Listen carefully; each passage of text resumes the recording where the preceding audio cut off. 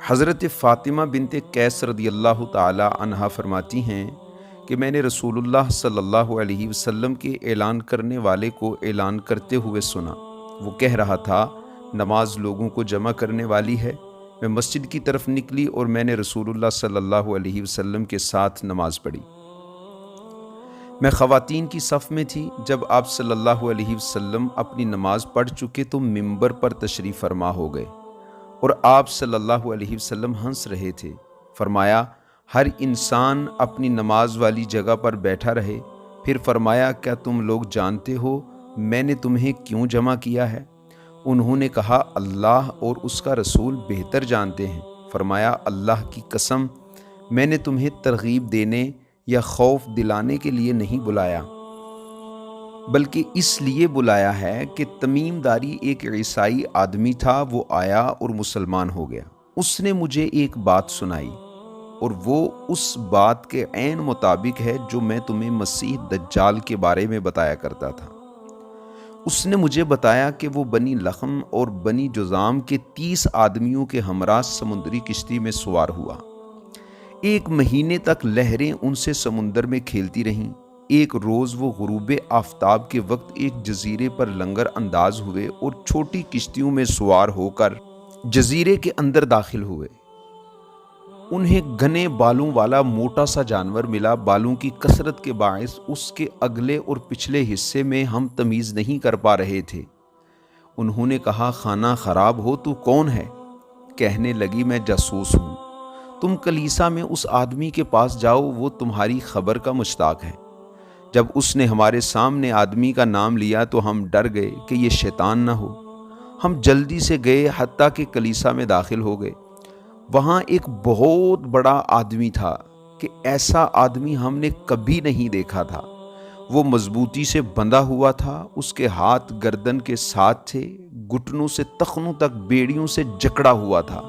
ہم نے کہا، خانہ خراب، تو کون ہے؟ کہا، میرے متعلق تمہیں اندازہ ہو گیا ہوگا، تم بتاؤ کہ تم کون ہو؟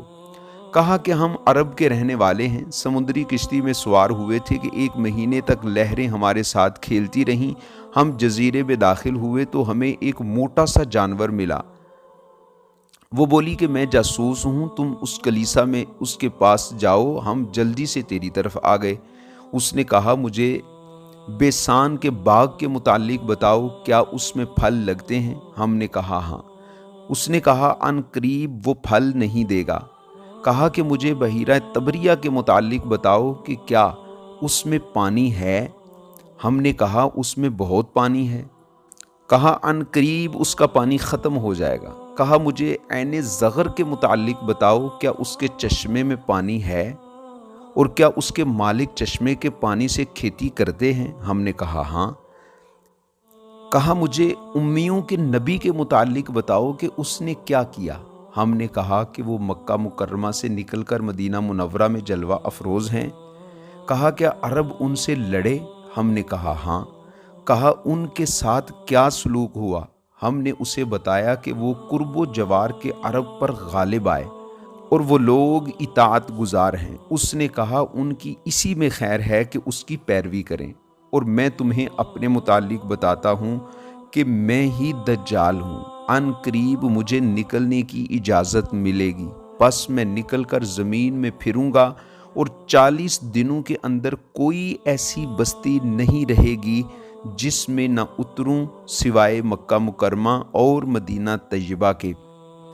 وہ دونوں مجھ پر حرام ہیں۔ جب ان میں سے کسی کے اندر داخل ہونے کا ارادہ کروں گا تو مجھے فرشتہ ملے گا جس کے ہاتھ میں تلوار ہوگی، جس کے ساتھ مجھے روکے گا، اور ان کے ہر راستے پر حفاظت کے لیے فرشتے ہوں گے۔ راوی کا بیان ہے کہ رسول اللہ صلی اللہ علیہ وآلہ وسلم نے اپنا مبارک عصا ممبر پر مارا اور فرمایا کہ یہ طیبہ ہے، طیبہ ہے، طیبہ ہے، یعنی مدینہ۔ کیا میں نے تمہیں بتایا نہیں تھا؟ لوگ عرض گزار ہوئے، جی ہاں۔ فرمایا کہ وہ بحر شام یا بحر یمن میں ہے؟ نہیں، بلکہ مشرق کی جانب ہے، اور دست مبارک سے مشرق کی جانب اشارہ فرمایا۔